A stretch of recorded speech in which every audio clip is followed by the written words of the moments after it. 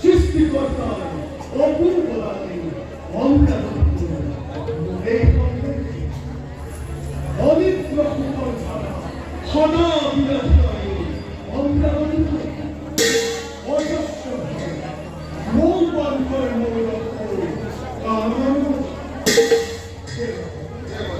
স্বর্গীয় দুনিয়া ভরা এই অন্ধকার হসা করে মুহে যাবে অবিন্দ এইমাত্র কেবল অতি শীঘ্রে মহাপ্রলয়ের সৃষ্টি জীবন মনুষ্যকে আদি করি সকল দুর্যাপন জলার মধ্য ভারতে বিহাই দৈক্ষরেক্ষ দৈত্য দানব করে মূল দাবি উঠিবলে ভারতে দৈক্ষরেক্ষ দৈত্য দানব করে আমার এই অমরাবতপুর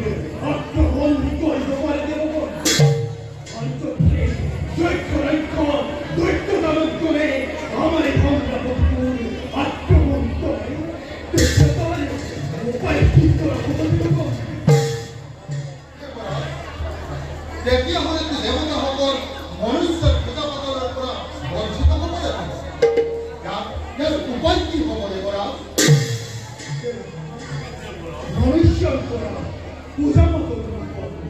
আমারই দুর্ভাগ্য এই পৃথিবীতে যেতিয়ালৈকে পূজা-পাতল যাগ-যজ্ঞ আদিবস সমগ্র পৃথিবীতে অধর্ম এই ক্ষেত্ৰত মৃত্যুর অধিপতিয়ে কিভাবে পাইছে কবলৈ আৰু কি আছে মোৰ নামততো পূজা পাতল একোৱেই নাই মোৰ ধৰ্ম হৈছে এই জন্মগৰীব দুখী শাস্তি প্ৰদান কৰা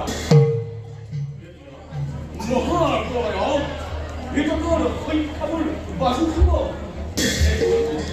ধাৰ্মিক অধাৰ্মিক বিচাৰি উলিয়াই শাস্তি প্ৰদান কৰাই হ'ব এই মহাপ্ৰলয়ত মৃতকৰ সংখ্যাবোৰ ৰাখিবলৈ আৰু এখন জন্মগৰ প্ৰতিষ্ঠা কৰিব লাগিব দেৱৰাজ আপনার দুর্দান্তে দেৱৰাজ জীবন হলে সেই দৈক্ষরেক্ষ দৈত্য দানবগণ আপনার ঈশ্বর নাপাইত